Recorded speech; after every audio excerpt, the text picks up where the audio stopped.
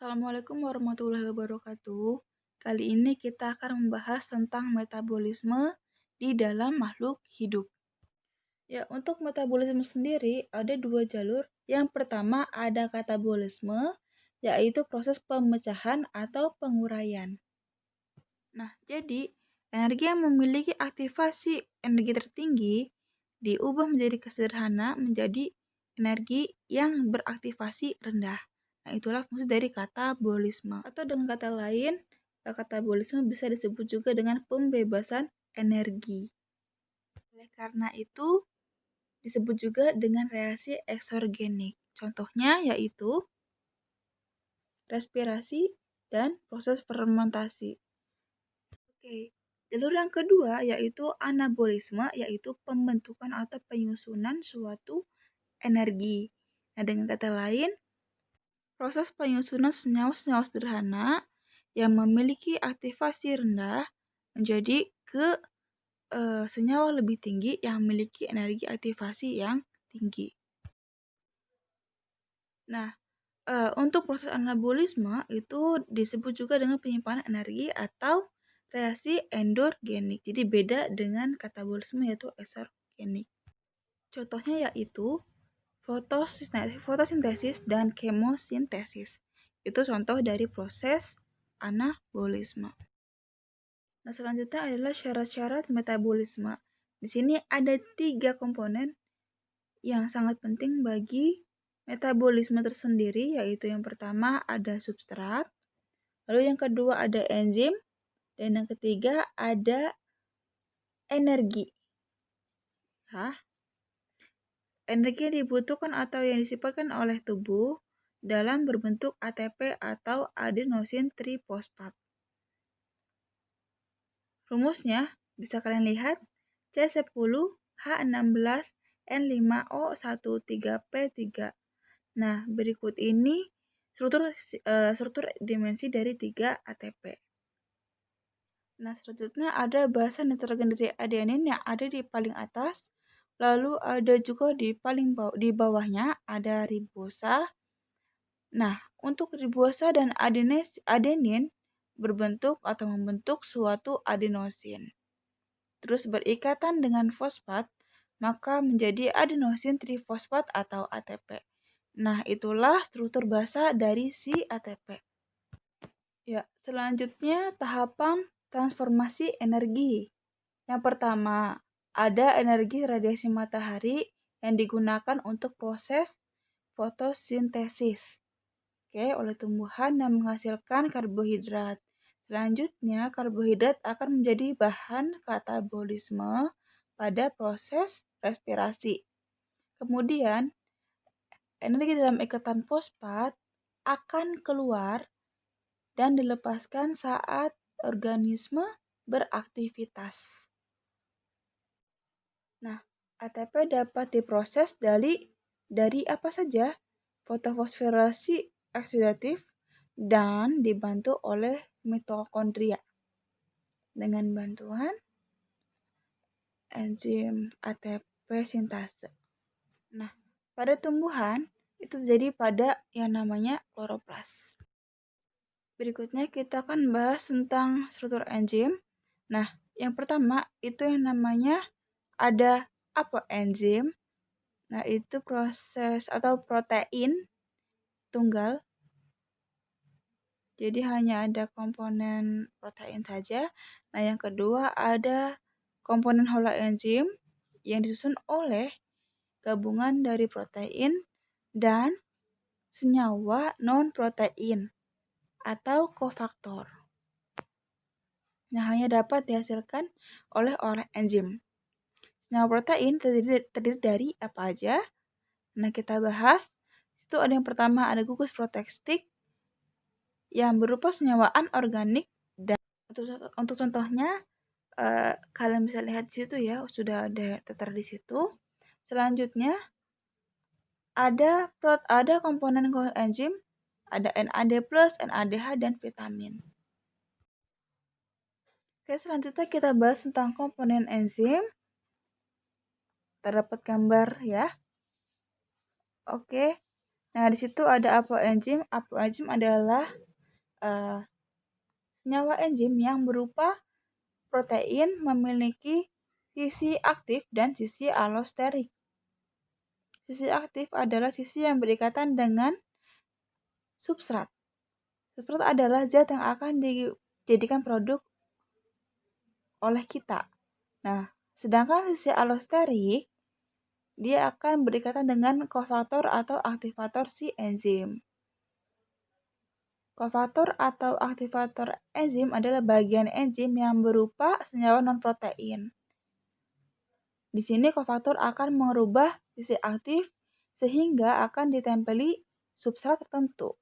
Misalnya, kofaktor itu ada kofaktor koenzim yang berikatan dengan secara kovalen, yaitu maksudnya tidak begitu kuat terikat oleh si koenzim.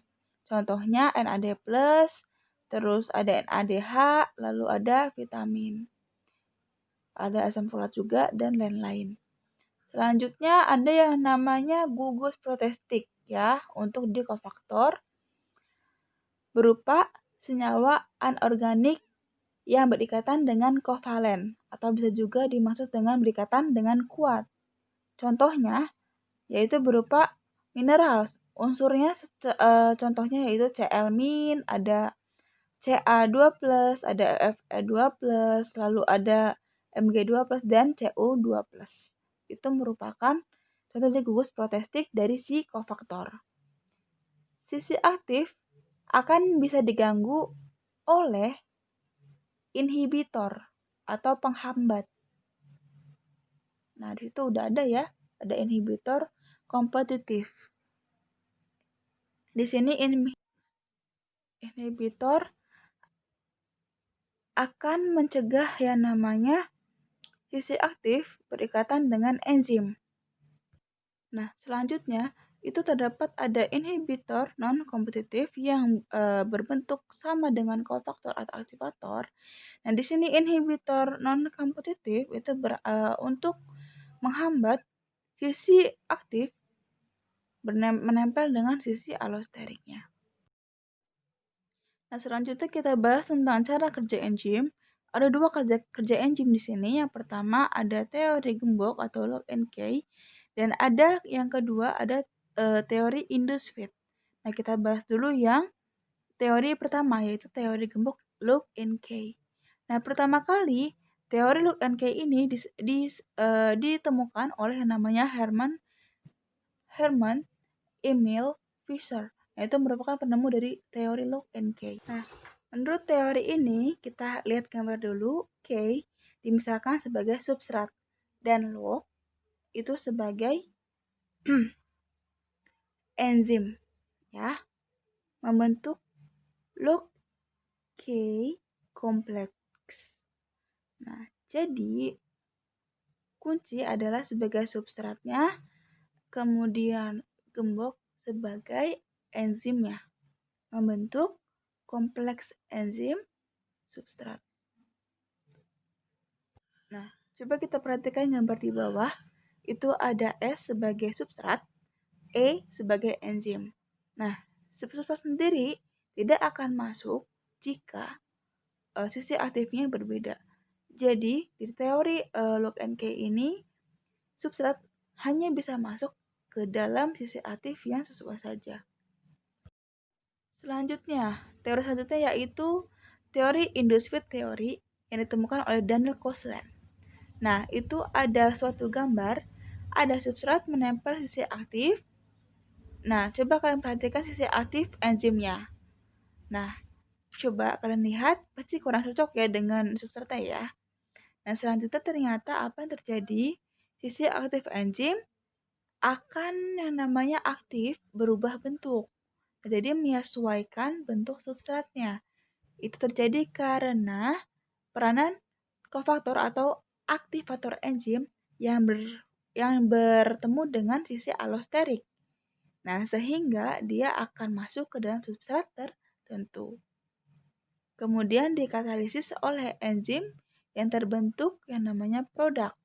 Ya, setelah produk lepas dari enzim, maka enzim dapat digunakan kembali substrat berikutnya.